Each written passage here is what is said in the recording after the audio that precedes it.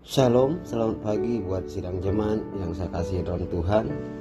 Pada pagi hari ini kita akan belajar tentang hidup dengan iman di tengah badai. Adalah sebelumnya mari kita bersatu dalam doa.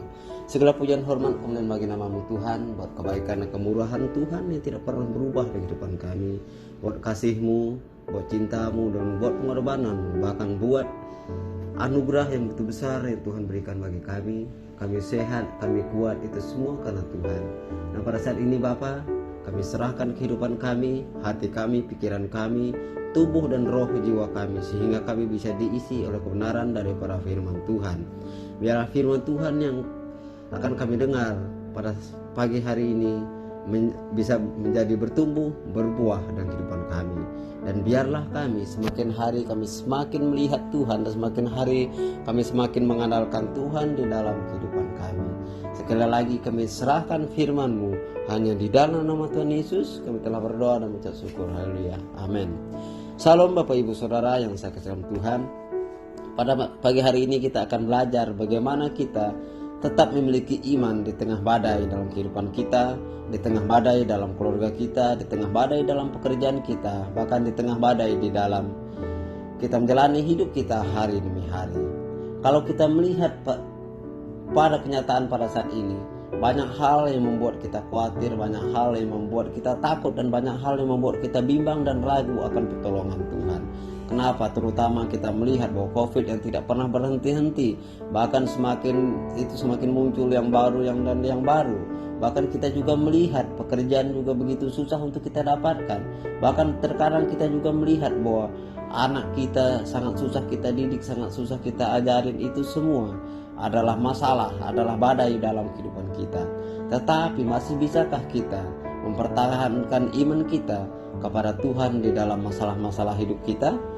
Tetapi mari kita melihat bagaimana murid-murid Tuhan ketika mereka juga mengalami badai dan mereka datang dan berseru kepada Tuhan. Kita bisa melihat di dalam Lukas pasal yang ke-8 ayat 22 sampai 25. Lukas 8 ayat 22 sampai 25 berbunyi demikian. Pada suatu hari Yesus naik ke dalam perahu bersama-sama dengan murid-muridnya, dan ia berkata kepada mereka, "Marilah kita bertolak ke seberang danau." Lalu bertolaklah mereka.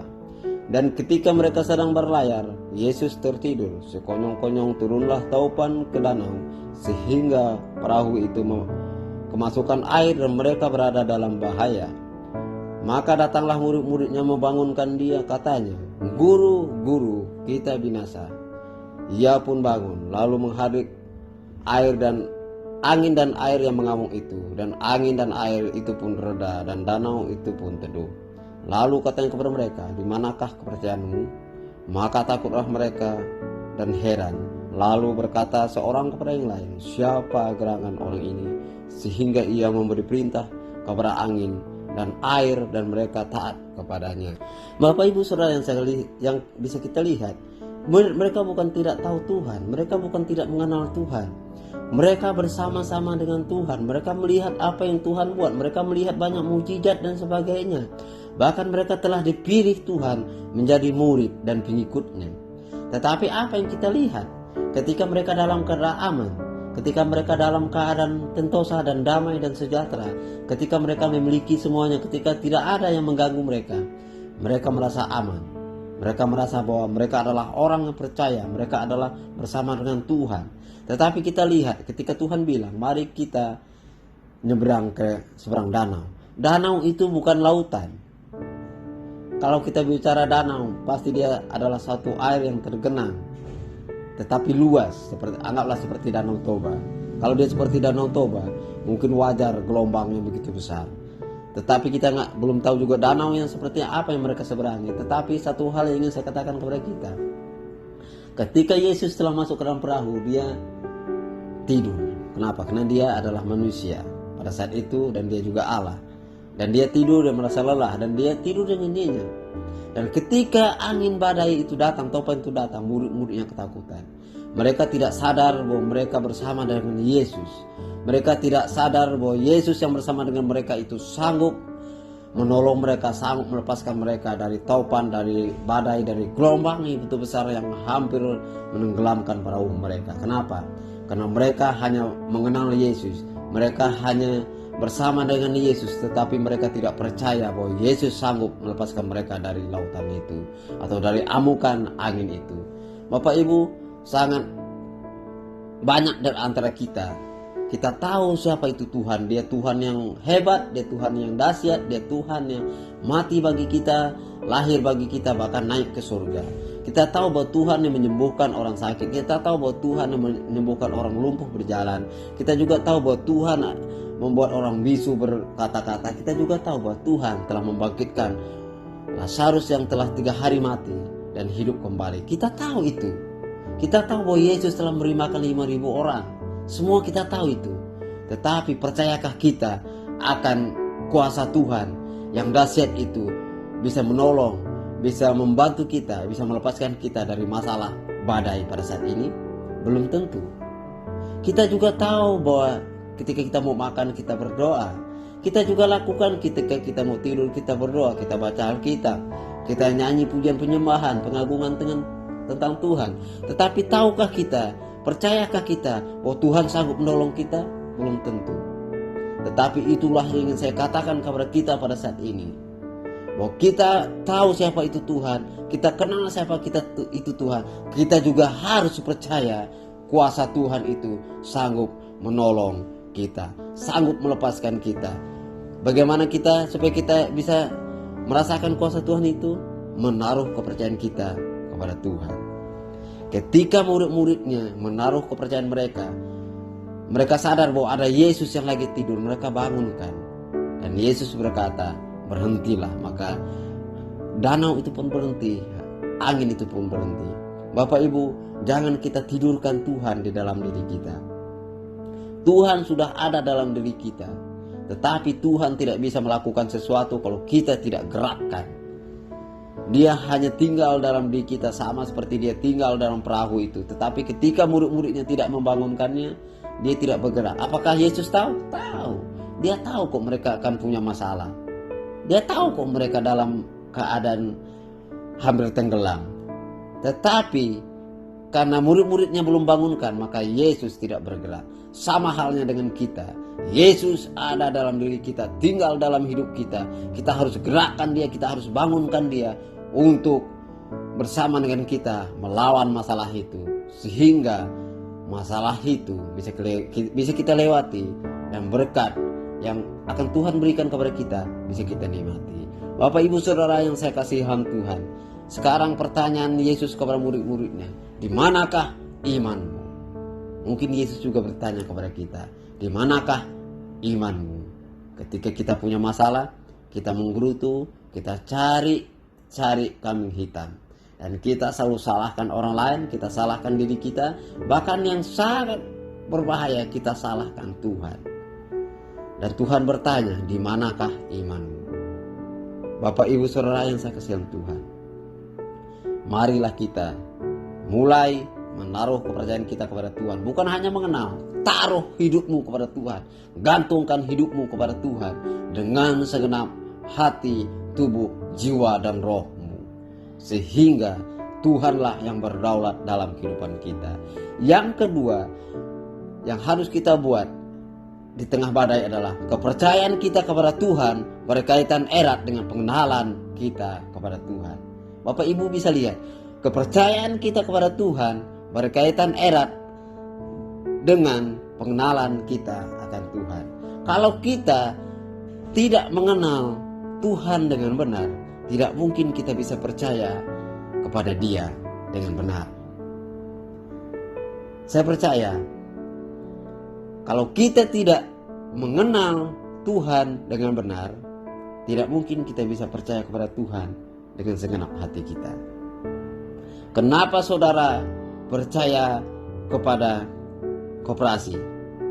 Karena saudara tahu koperasi itu sanggup memberi saudara uang yang saudara butuhkan, walaupun saudara harus membayar berkali lipat dengan bunga yang ada. Betul? Itu sudah pasti.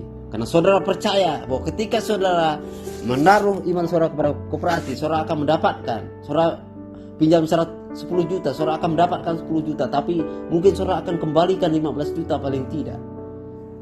dengan cicilan-cicilan. Kenapa saudara berani pinjam? Karena saudara percaya. Hal yang sama juga seharusnya kita lakukan buat Tuhan. Kalau kita mengenal siapa itu Tuhan, kalau kita tahu secara detail siapa itu Tuhan, bagaimana cara dia menolong orang-orang yang butuh pertolongan, kita akan datang kepada dia. Kita tidak takut dan kita akan menyerahkan, menggantungkan hidup kita kepada Tuhan. Sehingga apa? Sehingga apa yang kita butuhkan, apa yang kita minta, Tuhan akan memberikannya kepada kita. Kita bisa melihat di dalam Mazmur 9 ayat 11. Orang yang mengenal namamu, percaya kepadamu. Pengenalan yang benar akan Tuhan berdampak pada iman kita akan Tuhan. Kalau kita mengenal Tuhan dengan benar, maka kita akan berani melangkah menghadapi apapun yang ada di depan kita. Kita berani melewati badai yang lagi ada di depan kita. Kenapa? Karena kita tahu di balik badai itu ada mujizat yang akan kita dapatkan bersama-sama dengan Tuhan. Bapak Ibu Saudara yang saya kasih dalam Tuhan, ini adalah satu hal yang harus kita lihat, satu hal yang harus kita pelajari, satu hal yang harus kita mengerti, bahwa Yesus atau Tuhan atau Allah atau Gembala kita itu adalah Allah yang hidup, yang harus berdaulat di dalam kehidupan kita. Mari kita buka lagi di dalam Roma 1 ayat 16 dan 17. Sebab aku mempunyai keyakinan yang kokoh dalam Injil, karena Injil adalah kekuatan Allah yang menyelamatkan setiap orang yang percaya, pertama-tama orang Yahudi tetapi juga orang Yunani. Sebab di dalam Dia nyata kebenaran Allah yang bertolak dari iman dan memimpin kepada iman, seperti ada tertulis, orang benar akan hidup oleh iman. Bapak Ibu, orang benar akan hidup oleh iman. Dan kita harus memiliki keyakinan seperti Rasul Paulus. Sebab aku mempunyai keyakinan yang kokoh tentang Injil. Injil itu adalah kekuatan Allah. Apa itu Injil? Injil adalah firman Allah. Ketika kita percaya akan firman Allah yang kita baca, yang kita renungkan itu, maka kita memiliki keyakinan yang kokoh untuk menyatakan bahwa Injil itu hidup dalam diri kita. Artinya Allah itu hidup di dalam diri kita. Dan kita melihat di ayat yang 17, orang benar akan hidup oleh iman. Orang benar adalah orang yang percaya kepada Tuhan. Kenapa? Karena tidak ada satupun orang yang benar di muka bumi ini. Tetapi karena Tuhan telah membenarkan kita, telah menguduskan kita, telah menyucikan kita, maka kita mendapatkan kebenaran itu, yaitu orang yang percaya dan menggantungkan hidupnya kepada Tuhan.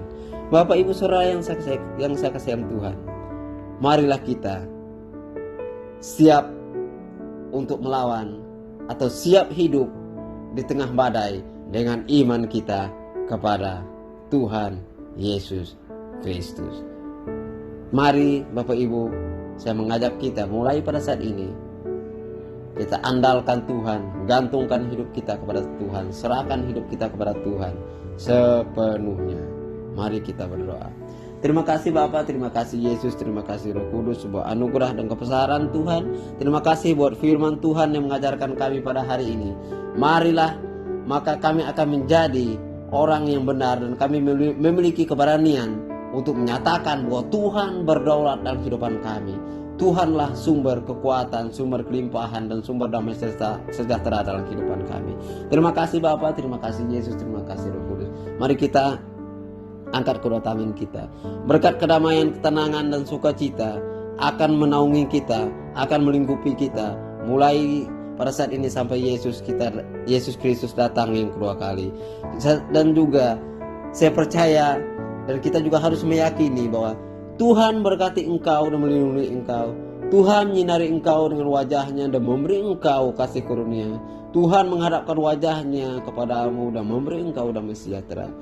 Tuhanlah yang menjaga keluar masuk kita mulai pada saat ini sampai Yesus datang yang kedua kali. Pulanglah sidang jemaat, bawalah berkat daripada Allah Bapa, Allah Anak dan Roh Kudus. Tuhan Yesus memberkati. Amin.